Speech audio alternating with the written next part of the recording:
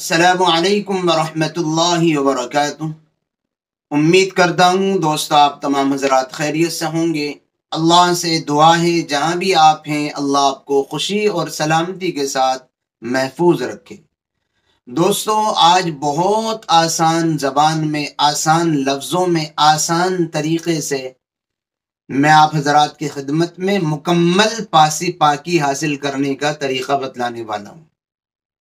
غسل کیسے کیا جاتا ہے، عورت ناپاکی سے جب پاک ہوگی تو کیسے نہائے گی، یا مرد جب ناپاکی سے پاک ہوگا تو پاک ہونے کے لیے غسل کس طریقے پر کرنا چاہیے، بہت آسان لفظوں میں، آسان زبان، آسان طریقے سے ایک ایک چیز کاؤنٹ کرا کر کے آپ کو سمجھانے کی کوشش کر رہا ہوں۔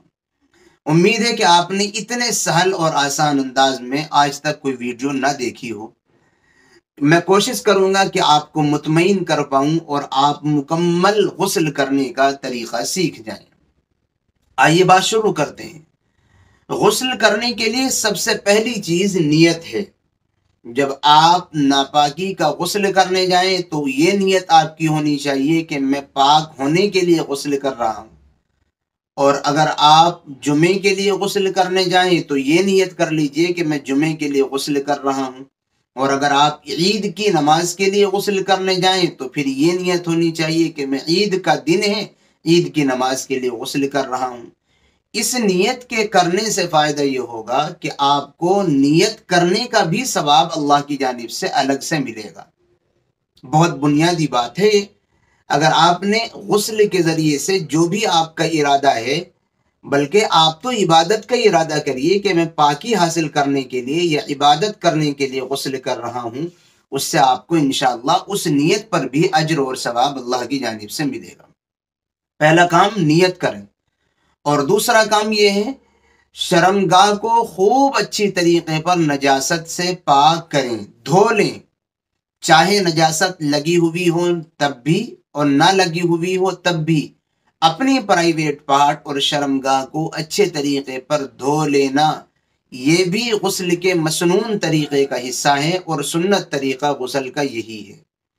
شرمگاہ، پرائیویٹ پارٹ، چاہے مرد ہو چاہے عورت ہو، غسل جب وہ کر رہا ہو تو اس کو اس کا اہتمام کرنا چاہیے، اس سے سنت کو زندہ کرنے اور نیکی کرنے کا ثواب ملے گا۔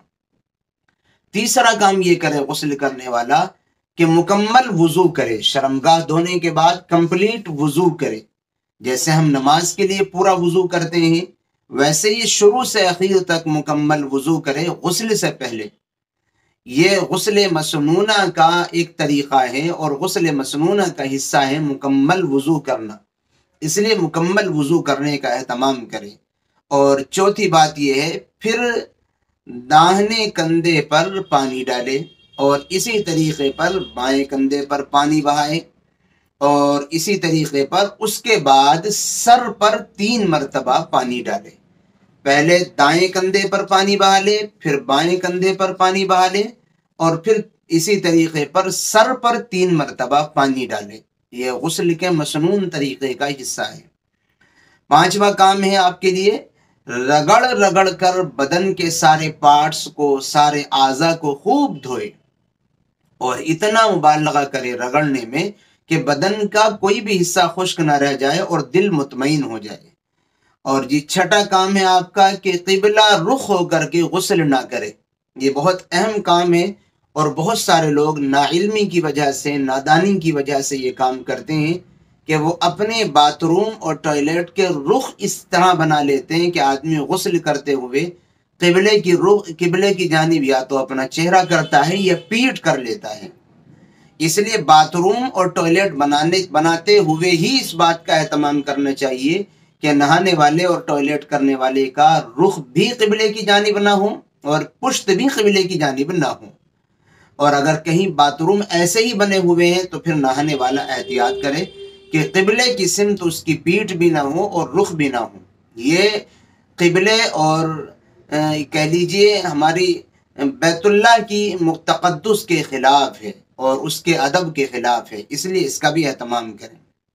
ساتویں چیز آپ کو یہ کرنی ہے، نہاتے ہوئے ضرورت سے زائد پانی نہ بہائیں۔ بہت سارے لوگوں کی عادت ہوتی ہے کہ وہ ضرورت سے زائد جس کی ضرورت نہیں ہے وہ پانی بہا رہے ہیں، اس کا ایسا کرنا ٹھیک نہیں ہے۔ پانی عظیم الشان اللہ کی نعمت ہے، اس میں اسراف اور فضول خرچی یا اس کا ضرورت سے زیادہ استعمال اگر کوئی کرے گا تو کہیں کہیں اللہ تعالیٰ پھر نعمتیں ناشکری کی وجہ سے اور ناقدری کی وجہ سے چھین لیتا ہے، اس لیے اس کی احتیاط کرنا ضروری ہے۔ اور ایسے ہی 8واں کام، تنہائی میں غسل کریں۔ ایسے نہیں، بہت سارے لوگوں کی عادت ہوتی ہے وہ گھر میں کسی بھی ٹوٹی کو کھولے اور وہاں بیٹھ گئے، سب کی نظریں پڑ رہی، وہاں بہنیں بھی ہیں، وہاں دوسرے لوگ بھی ہیں، گھر والے بھی ہیں، بھابیاں بھی ہیں، اور ان کا سطر بھی بعض مرتبہ نظر آ جاتا ہے۔ تو ایسا نہ کریں، بلکہ پردے کی جگہ پر روپوش ہو کر چھپ کر کے غسل کا اہتمام کرنا چاہیے۔ مردوں کے لیے بھی اپنے سطر کو چھپانا ضروری ہے، عورتوں کے لیے بھی اپنے سطر کو چھپانا ضروری ہے۔ اچھا جی، ایک اور حکم ہے کہ اگر آپ کسی ایسے باتھ روم میں، ایسے واش روم میں غسل کر رہے ہیں جہاں پانی جمع ہو رہا ہے، ویسے آج کل ایسا ہوتا نہیں ہے، جو پہلے زمانے کے واش روم اور باتھ روم ہوا کرتے تھے وہ کچے ہوتے تھے، وہاں پانی جمع ہوتا تھا۔ اگر آج بھی کسی آپ ایسے باتھ روم میں غسل کر رہے ہیں تو غسل پورا کرنے کے بعد پیر باہر آ کر کے دوسری جگہ دھل لیں، تاکہ پانی کی چھینٹیں اڑ کر کے آپ کے اوپر جو گندگی آئی ہوگی وہ اب باہر آ کر کے پیر دھلنے کی وجہ سے وہ صاف ہو جائے اور اس غلاظت اور گندگی سے بھی آپ پاک ہو جائیں۔ دوستو، یہ بہت سرل اور آسان، بہت ہی بہترین شارٹ انداز میں ضروری باتیں آپ کی خدمت میں نے پیش کی ہیں، اور یہ مکمل غسل کا طریقہ ہے۔ آپ اس کو فالو کریں، اور اتنی آسان زبان میں نے آپ کو سمجھایا ہے۔ خاص طور پر اس غسل کے طریقے کو ناپاکی والے غسل میں ضرور فالو کریں۔ اگر آپ نے ناپاکی والے غسل میں کلا نہیں کیا، ناک میں پانی نہیں ڈالا، تو آپ کا غسل ہی صحیح نہیں ہوگا۔ اگر آپ یوں ہی لذت حاصل کرنے کے لیے گرمی کی شدت سے بچنے کے لیے غسل کر رہے ہیں یا فریش ہونے کے لیے غسل کر رہے ہیں تو اس کا مسئلہ تو الگ ہے۔ اگر وہاں فرائض ادا نہ کریں تو بھی آپ پہلے سے ہی پاک تھے، لیکن اگر آپ ناپاکی والا غسل کر رہے ہیں تو پھر اس کمپلیٹ طریقے کو فالو کیجئے۔ اس سے انشاءاللہ تعالی مکمل طہارت حاصل ہوگی اور مکمل غلاظت اور گندگی سے آپ پاک ہو جائیں گے۔ امید کرتا ہوں میں آپ کو اپنی بات سمجھا پایا ہوں۔ دعاؤں کی درخواست ہے، پھر ملیں گے انشاءاللہ کسی نئی اور اچھی ویڈیو کے ساتھ۔ السلام علیکم ورحمۃ اللہ وبرکاتہ۔